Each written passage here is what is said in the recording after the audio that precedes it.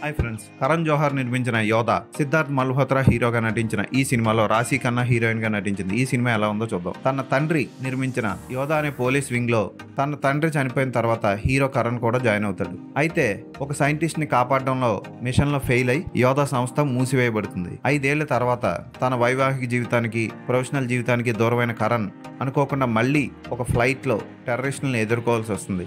ఈసారి machine fail అయిందా, టెర్రరిస్టులు అసలు ఎందుకు ఎలా వచ్చారు, అసలు ఎవరు టెర్రరిస్ట్ అన్నది సినిమా చూసి తెలుసుకోవాలి. కరణ్ పాత్రలో సిద్ధార్థ్ మల్హోత్రా చాలా బాగా చేశాడని చెప్పొచ్చు. ముఖ్యంగా యాక్షన్ సన్నివేశాలు, హ్యాండ్ టు హ్యాండ్ ఫైట్లు అదిరిపోతాయి.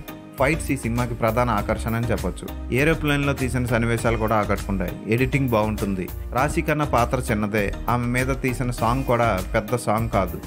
ఉన్న 2 పాటల్లో సాడ్ సాంగ్, బీ ప్రాక్ పాడిన పాట బాగుంటుంది. ఎమోషనల్ గా వచ్చే భారతీయ దేశభక్తి గీతాన్ని థియేటర్లో ఎంజాయ్ చేయొచ్చు. దిశా పటాని పాత్ర చాలా తక్కువ ఉంటుంది, పెద్దగా చేసిందేం లేదు. విలన్స్ కూడా బాగా నటించారు. క్లైమాక్స్ భారీ లెవెల్లో ప్లాన్ చేశారు. విజువల్ ఎఫెక్ట్స్ బాగుంటాయి. దేశభక్తి రగిలించే ఈ సినిమా బాగానే ఉందని చెప్పొచ్చు. యాక్షన్ సన్నివేశాల కోసం ఈ సినిమాను ఒకసారి చూడండి. ఆర్ట్ డైరెక్షన్ కానీ, గ్రాఫిక్స్ డిపార్ట్మెంట్ కానీ, ఎడిటింగ్ కానీ చాలా చక్కగా పనిచేశాయి.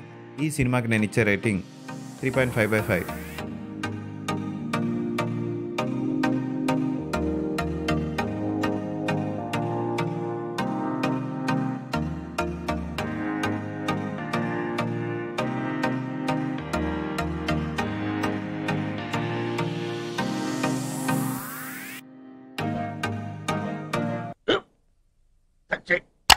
మన స్కూల్ బెంచ్ లాగా ఎంత గట్టిగా ఉందోరా?